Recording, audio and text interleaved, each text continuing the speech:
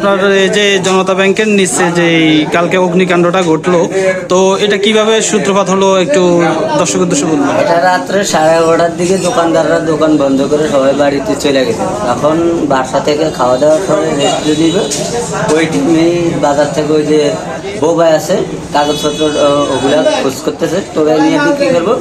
ও দেখতেছে যে দোকানের ভিতর থেকে ধোঁয়া হয়ে যেতেছে। তখন পাড়াদারের ডাক দেওয়ার সাথে সাথে পাড়াদার খুলছে, খুলে দেখতেছে দোকানদার কিন্তু আইচো আরে না, আর আইচো দোকানের ভিতরে ঢুকতে পারে না। আনুমানিক কয়টা দোকান একটা দোকান বেশি ক্ষতিগ্রস্ত হয়েছে, আর এই মার্কেটের সকল দোকান কম বেশ ক্ষতিগ্রস্ত হয়েছে, কারণ ফায়ার সার্ভিসের পানিতে বেশিরভাগ ক্ষতিগ্রস্ত হয়েছে।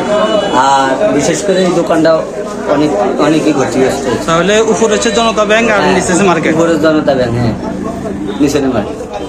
আসলে বিদ্যুতের আমার মনে হয় শহর থেকে এই আগুনটা লাগছে রাত্রে 12:30টায়, প্রায় 12টা বাজে গেছে। ওখান থেকে আগুনটা শর্ট হয়েছে, এটা মারাত্মক ধারণ করছে।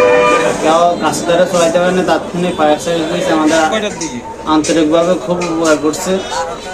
ওনাদেরকে অনেক ধন্যবাদ। ওনারা অনেক আমাদের এই আগুন লাগার অনেক নিয়ন্ত্রণ, আবার সাধারণ লোক অনেক সহযোগিতাও করেছে।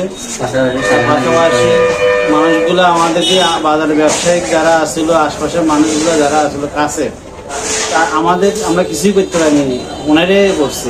আমরা তো হাই দেশের ভিতরে ছিলাম, আসলে প্রশাসনিক লোক সবাই ছিল আমাদের এখানে।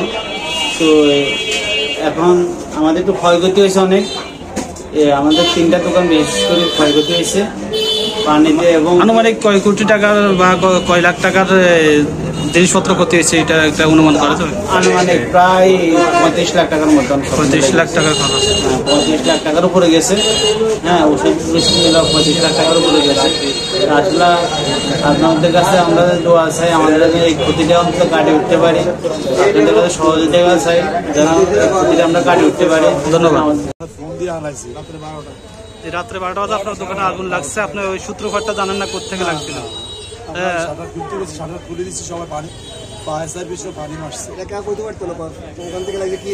এখন তো আপনার ব্যবসায়ীরা বলতেছে যে মিটার থেকে লাগছিল, কারেন্টের মিটার থেকে।